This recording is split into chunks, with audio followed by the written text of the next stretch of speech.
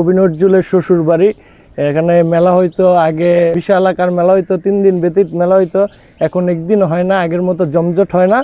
আর কবি নজরুলের শ্বশুর বাড়ির অবস্থা খুবই খারাপ অবস্থা।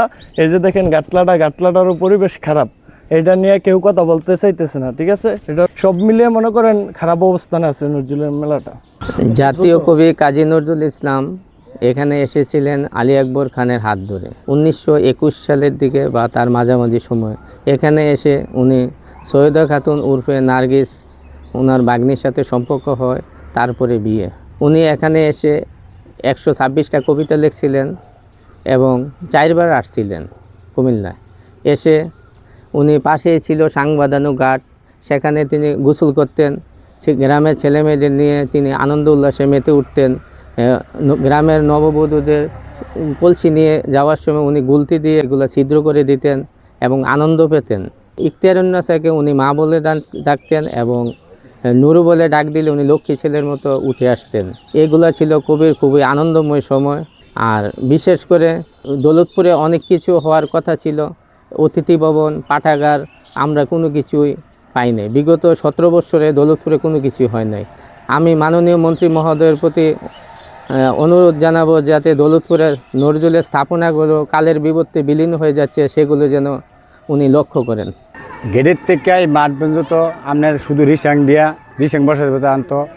অনেক কলেজের স্কুলের ছাত্রছাত্রী আইয়া আপনার মনে করেন মাঠ অনেক বড় লাগতো। কিন্তু আজকে কয়েক বছর যাবৎ 1000 ভাগের 1 ভাগও মেলার কোনো আমরা দেখতেছি না। কিন্তু অনেক বেহাল অবস্থা হয়ে গেছে। আমাদের এটা কোনো চাহিদা নেই, দেখ শুনাই, অনেক ক্ষতিগ্রস্তের মধ্যে আমরা দৌলতপুরবাসী হয়ে গেছি। এই মেলা ব্যাপারে সরকার এক কথা কইয়া যায়, পরে করে আরেকটা, কোনো কিছু আমাদের মেলার বিষয় হয় না।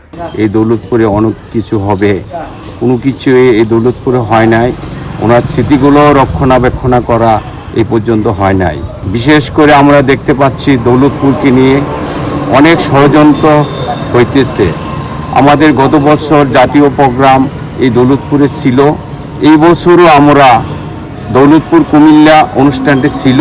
তো আমাদের দুর্ভাগ্য, কী কারণে আমাদের এই দৌলতপুরে জাতীয় প্রোগ্রাম করতে চায় নাই।